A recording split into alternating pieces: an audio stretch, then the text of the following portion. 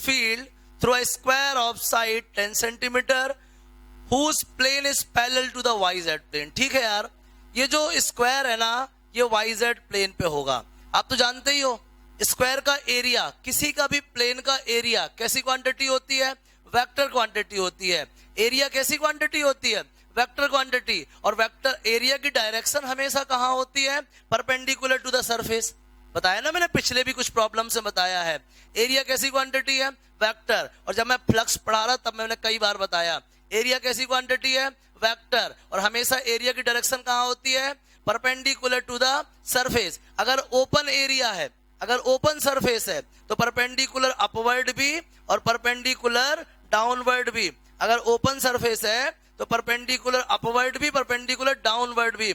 लेकिन अगर closed surface है तो हमेशा परपेंडिकुलर क्या बोलते हैं? आउटवर्ड. Perpendicular outward. तो क्लोज्ड सरफेस नहीं, ये तो ओपन सरफेस है, स्क्वायर है ना, तो इसकी डायरेक्शन कहां होगी? Perpendicular to the surface. चलिए आगे बात करते हैं. What is the flux of this field through a square of 10 centimetre. एक और चीज समझिए, इधर पे आई कैप लिखा है, ये गलती से यार इसमें सही सेट नहीं होता होगा, वो आई कैप लिखा है. आई कैप का मतलब है इलेक्ट्रिक फील्ड कहां लग रहा है? Along the X axis. वो क्या लगा है भैया? आई कैप लिखा है. आई कैप का मतलब क्या हुआ? इलेक्ट्रिक फील्ड की डायरेक्शन कहां है? Along the X axis. ये क्या है? स्क्वायर है. स्क्वायर की साइड क्या है भैया? 10 सेंटीमीटर. तो बताइए स्क्वायर के एरिया की डायरेक्शन क्या होगी? स्क्वायर के एरिया की डायरेक्शन होगी परपेंडिकुलर टू द सरफेस. ये प्लेन कहां पे है? YZ प्लेन है. कौन सा प्लेन है? YZ plane. आपको मालूम है coordinate axes or rectangular. 11th में पढ़ा होगा वेक्टर में. कोऑर्डिनेट एक्सेस आर रेक्टेंगुलर मतलब X axes, Y axes, Z axes, ये सारी एक्सेस एक दूसरे पे परपेंडिकुलर होती हैं. तो ये YZ प्लेन है, तो YZ प्लेन पे परपेंडिकुलर कौन होगा? X axes. मतलब इसका एरिया की डायरेक्शन क्या होगी?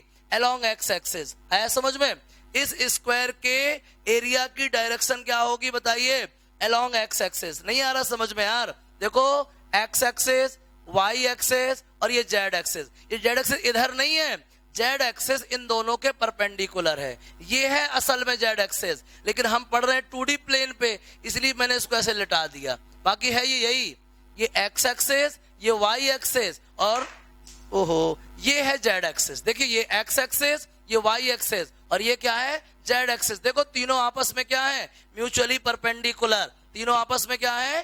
Mutually perpendicular. महत्वपूर्ण बात समझिए, ये जो स्क्वायर है ना ये YZ प्लेन पे है. स्क्वायर कहां है? YZ plane. तो स्क्वायर के एरिया की डायरेक्शन क्या होगी? Perpendicular to YZ plane. और YZ के परपेंडिकुलर कौन? X axes. मतलब एरिया की डायरेक्शन कहां होगी? Along X axes. एरिया की डायरेक्शन कहां होगी? Along X axes. पढ़ा चुके हैं यार बहुत बार. एरिया कैसी क्वांटिटी है? वेक्टर. और एरिया की डायरेक्शन कहां होती है? अगर ओपन सरफेस है तो परपेंडिकुलर टू द सरफेस, चाहे ऊपर की तरफ चाहे नीचे की तरफ. अगर क्लोज्ड सरफेस है तो हमेशा perpendicular outward to the surface. समझ में आ गया? ये ओपन सरफेस है, इसके परपेंडिकुलर. ये YZ प्लेन है, तो YZ प्लेन के परपेंडिकुलर क्या होता है? X axes. मतलब एरिया की डायरेक्शन कहां पे होगी? एक्स एक्सेस में. चलिए ये आई कैप लिखा है, सॉरी ये आई कैप, मतलब इसकी डायरेक्शन क्या है? X access. चलो एरिया निकालते हैं. वेक्टर एरिया बताइए 10 सेंटीमीटर जिसकी साइड हो उसका एरिया क्या होगा? 100 सेंटीमीटर स्क्वायर. किस डायरेक्शन में? एक्स एक्सिस में. किस डायरेक्शन में? एक्स एक्सिस में. 100 सेंटीमीटर स्क्वायर मतलब 10⁻⁻² metre square. 10⁻⁻² metre square. Area भी आ गया. फ्लक्स का फॉर्मूला क्या होता बताइए? E डॉट ए. मैं एरिया को एस लिखने लगा था. फ्लक्स का फॉर्मूला क्या? E डॉट ए. ई बताओ कितना है? 9 × 10⁻³ आई कैप डॉट. एरिया कितना है बताओ? 10⁻⁻² मीटर स्क्वायर. यूनिट मत लिखो यार, ये भी आई कैप. 10⁻⁻² आई कैप. आई कैप मतलब अलोंग एक्स एक्सिस. बताया ना मैंने अभी आपको, अलोंग क्या होता है? एक्स एक्सिस होता है. ठीक है ना, समझिएगा. तो ये आ गया phi is equals to E dot A. ये E की वैल्यू है, डॉट ए की वैल्यू है. आई डॉट आई कितना होता है? 1. आई डॉट आई कितना होता है? 1. तो 9 × 10⁻⁻1 फ्लक्स आ गया. फ्लक्स कितना आ गया बताइए? 90 आ गया. फ्लक्स कितना आ गया बोलिए 90। क्या समझ में नहीं आया बताओ? जब फ्लक्स निकालते हैं तो हम ये भी जानते हैं कि E डॉट A होता है, इसलिए E के वेक्टर पे ध्यान देना है और एरिया वेक्टर पे भी ध्यान देना है। समझ में आ गया? अच्छे से बन जाएगा फोर्थ वाला। चलो जल्दी छाप लो इसको भैया, कोई दिक्कत है बताओ? बन जाएगा ना? चलिए फिफ्थ वाला देखते हैं। What is the flux through the same square if the normal to its plane makes an angle 60 degree with the X axis. ठीक है यार, चलो यही क्वेश्चन है, ठीक है ना? अब देखना इस क्वेश्चन में E दिया है, E कहाँ है? along x axis. E कहाँ है? along x axis. ठीक है यार, चलो ये मैंने बना लिया सरफेस। लो यार, ये सरफेस बन गया, लेकिन इस बार देखना ये नॉर्मल हो गया इस सरफेस पे। क्या हो गया? ये नॉर्मल। और ये जो है x एक्सिस है, ये क्या है?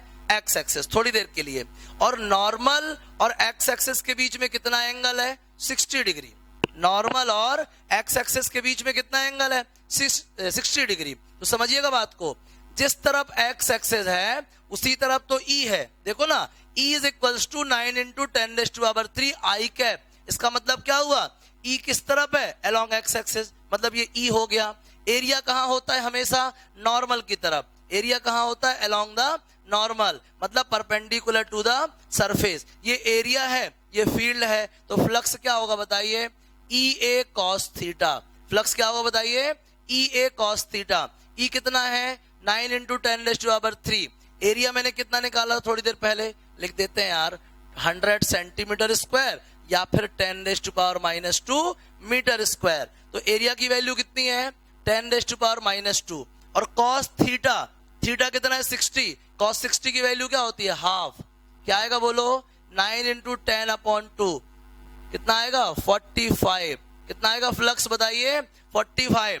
जब सेम डायरेक्शन में थे तो 90 था, अब 60 डिग्री पे है तो कितना है? 45। यूनिट लिख लिया करो यार, न्यूटन मीटर स्क्वायर पर कूलम। कुछ समझ में आ रहा है आपको? बताइए जल्दी से। सिंपल था ना क्वेश्चन? जैसा कह रहा वैसे तो किया मैंने, घबराने की बात नहीं है। आराम से समझिए, छापिए, जो दिक्कत जाए वो बताइएगा। क्लियर? बन जाएगा? चले आगे। चलो देखो अब ये अगला क्वेश्चन है, give a uniform electric field E is equals to 5 into 10⁻³ I cap Newton per coulomb.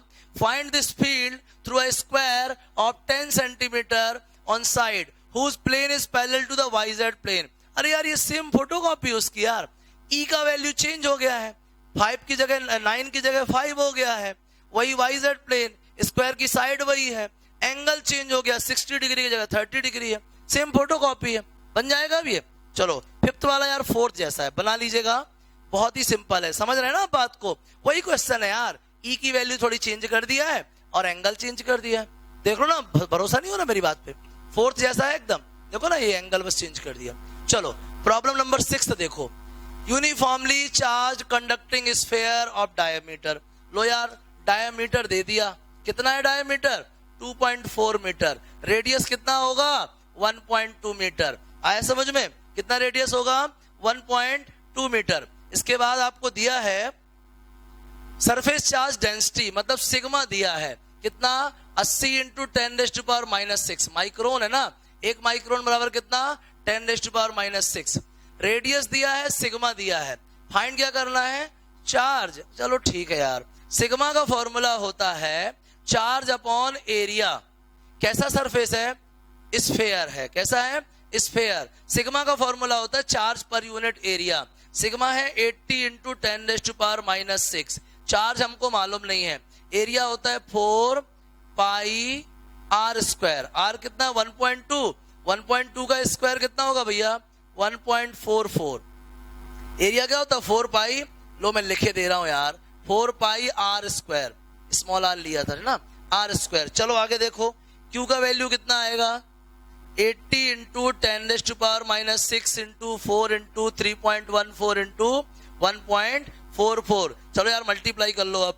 8 4 जा 32, 320 10⁻⁻6 इंटू, अब इसका मल्टीप्लाई कर लो यार, 3.14 इंटू 1.44। ये आ गया आंसर। मल्टीप्लाई तो कर ही लोगे ना यार, क्यों टाइम वेस्ट कर रहे हो मेरा? समझ में आ रहा है ना? ये मल्टीप्लाई सबसे बन जाएगा ना यार। Formula sigma equal to Q by A, cross multiply कर लो, क्यू मिल जाएगा। सिंपल था। What is the total electric flux leaving the surface of the sphere. ठीक है यार, total flux leaving the surface of the sphere. यार flux का फॉर्मूला क्या होता है? फ्लक्स का फॉर्मूला क्या होता है बताइए? फ्लक्स का फॉर्मूला क्या होता है बोलिए, क्या होता है? फ्लक्स का फॉर्मूला होता है फील्ड इनटू एरिया। फील्ड दिया है क्या? इसका फील्ड दिया क्या? चार्ज दिया है। अरे ठीक है, चार्ज अपॉन एप्सिलॉन नॉट लगा दो। लो यार, चार्ज अपॉन क्या? Epsilon not. चार्ज कितना है बोलो? चार्ज है 320 into 10⁻⁻6 into 3.14 into 1.44 upon epsilon not कितना होता है? 8.854 इंटू 10⁻⁻12। अब सिंप्लीफाई तो कर ही लोगे ना यार, नहीं कर पाओगे?